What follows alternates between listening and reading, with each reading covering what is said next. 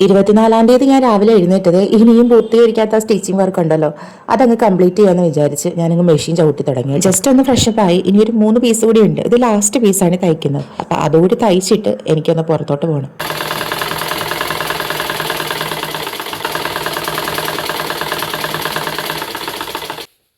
Motor fit ചെയ്ത മെഷീനാണ്, പക്ഷേ മോട്ടോർ കംപ്ലൈൻറ്റ് ആയതിനു ശേഷം പിന്നെ നമ്മളത് അങ്ങനെ ഉപയോഗിച്ചിട്ടില്ല കേട്ടോ. ഈ സ്റ്റിച്ചിങ് വർക്കെല്ലാം ഞായറാഴ്ച തീരേണ്ടതായിരുന്നു. നമ്മുടെ മെഷീൻ്റെ ബെൽറ്റ് പൊട്ടിപ്പോയത് കൊണ്ടാണ് കുറച്ച് ഡിലേ ആയിപ്പോയത്. അതങ്ങ് നീണ്ട് 24-ാം തീയതി വരെ വന്നു. അങ്ങനെ എൻ്റെ തയ്യൽ ജോലിയൊക്കെ അവസാനിച്ചു. ഞാൻ വീട്ടിലോട്ടുള്ള കുറച്ച് സാധനങ്ങളൊക്കെ വാങ്ങിക്കാൻ വേണ്ടിയിട്ട് പുറത്തോട്ട് പോവുകയാണ്. അപ്പോൾ പുറത്തോട്ട് പോകാനായിട്ട് എൻ്റെ 2 വീലർ ഇപ്പോൾ വെച്ചിരിക്കുന്നത് അമ്മച്ചിയുടെ വീട്ടിലാണ് കേട്ടോ.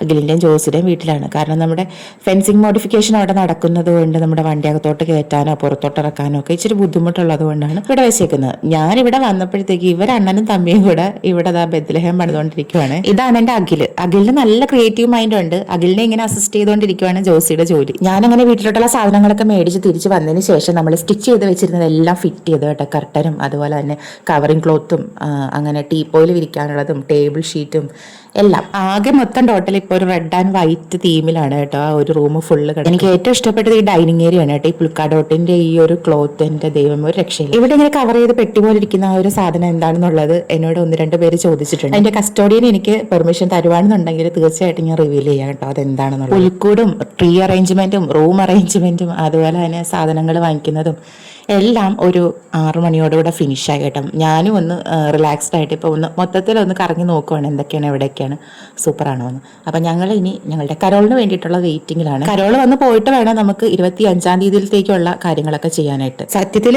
ഇത് ഇവിടെ കൊണ്ട് കട്ടാകുവാണ്. കരോൾ വന്ന് പോയതിന് ശേഷം പിന്നെ വീഡിയോ എടുക്കാനായിട്ട് പറ്റിയില്ല. നമ്മുടെ ട്രൈപോഡിൽ നിന്ന് ഫോൺ താഴെ വീണ് ഫോൺ ഡിസ്പ്ലേയുടെ കംപ്ലൈൻ്റ് ഒക്കെ ഞാൻ ഓൾറെഡി പറഞ്ഞായിരുന്നല്ലോ.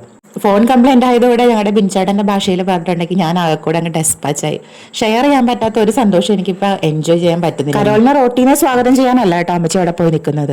ആ ഫെൻസിങ് മോഡിഫിക്കേഷന് വേണ്ടിയിട്ട് നമ്മൾ ഗേറ്റിൻ്റെ അവിടെ കുറച്ച് സ്ലോപ്പ് കൊടുത്തിട്ടുണ്ട്. പണി കഴിഞ്ഞതേ ഉള്ളൂ. ഇവിടെ ഇറങ്ങുമ്പം വീഴരുത്, സൂക്ഷിച്ചിറങ്ങണം എന്ന് പറയാൻ വേണ്ടിയിട്ടാണ് ആളവിടെ നിന്നത്. ക്രിസ്മസിന് മുമ്പ് നമ്മുടെ പണി തീർത്ത് തരാന്നുള്ളത് കൺട്രാക്ടറിനോട് പറഞ്ഞതാണ്. പക്ഷേ ചെറിയ പണി എന്ന് തോന്നിയത് കുറച്ച് വലിയ പണിയായിരുന്നു. പാപ്പാനിക്ക് ആടി തകർക്കാനുള്ള ഒരു പ്ലാറ്റ്ഫോം നമ്മുടെ മുറ്റത്തില്ലാണ്ടായിപ്പോ ടൈംസ് ആൻഡ് മെറ്റലും ഒക്കെ ഇങ്ങനെ കവർ ചെയ്തിട്ടിരിക്കുവാണ് അവിടെ. അങ്ങനെ 2025 ക്രിസ്മസിന്റെ വിശേഷങ്ങൾ ഇതോടുകൂടെ അവസാനിക്കുവാണ് കേട്ടോ. 25-ാം തീയതിയിലത്തെ ഒരു വീഡിയോ എനിക്ക് എടുക്കാനായിട്ട് കഴിഞ്ഞു. നമ്മുടെ ചാനൽ ഇഷ്ടപ്പെടുവാണെങ്കിൽ സബ്സ്ക്രൈബ് ചെയ്ത് സപ്പോർട്ട് ചെയ്യാനും മറക്കരുത്.